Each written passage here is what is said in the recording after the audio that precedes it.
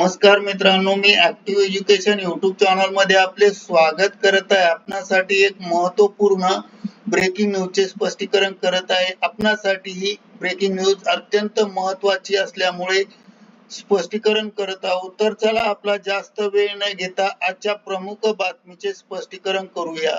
मित्रांनो, आजची मुख्य बातमी आहे राज्य सरकारी कर्मचारी संदर्भात मोठी अपडेट। फेब्रुवारी मार्च वेतन बाबतीत सुधारित शासन निर्णय शासन निर्णय निर्गमित। या संदर्भामध्ये सविस्तर माहिती पाहूया। नमस्कार मित्रांनो, पुन्हा एकदा आपले हार्दिक स्वागत। आताच्या घडीची मोठी बातमीच्या संदर्भात सुधारित शासन निर्णय निर्गमित झाला आहे। मुख्य बातमी आहे सरकारी कर्मचाऱ्यांचे फेब्रुवारी आणि मार्च महिन्याचे वेतन संदर्भातील महत्त्वपूर्ण बातमीच्या संदर्भात आहे। आताच्या घडीची ही बातमी का महत्त्वाची आहे? या बातमीमध्ये कोणत्या बाबीचा समावेश केला आहे?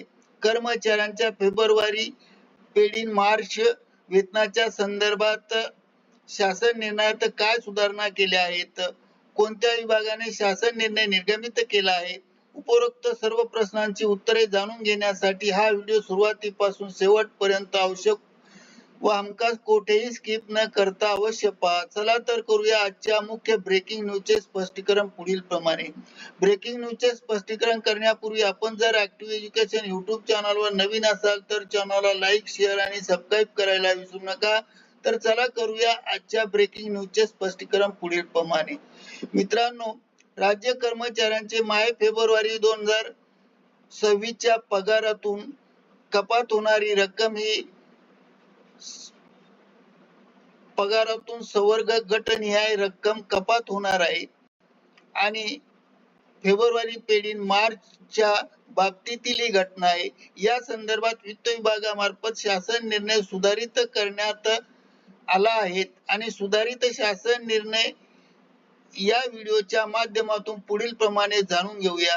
राज्य शासनाच्या वित्त विभागामार्फत दिनांक 24 जानेवारी 2023 रोजी शासन निर्णय निर्गमित करण्यात आलेला असून सुधारित शासन निर्णयानुसार 1 एप्रिल 2023 पासून राज्य शासकीय कर्मचारी समूह वैयक्तिक अपघात विमा योजनेची वर्गणी व राशीभूत रक्कम यामध्ये वाढ करण्यात आली आहे।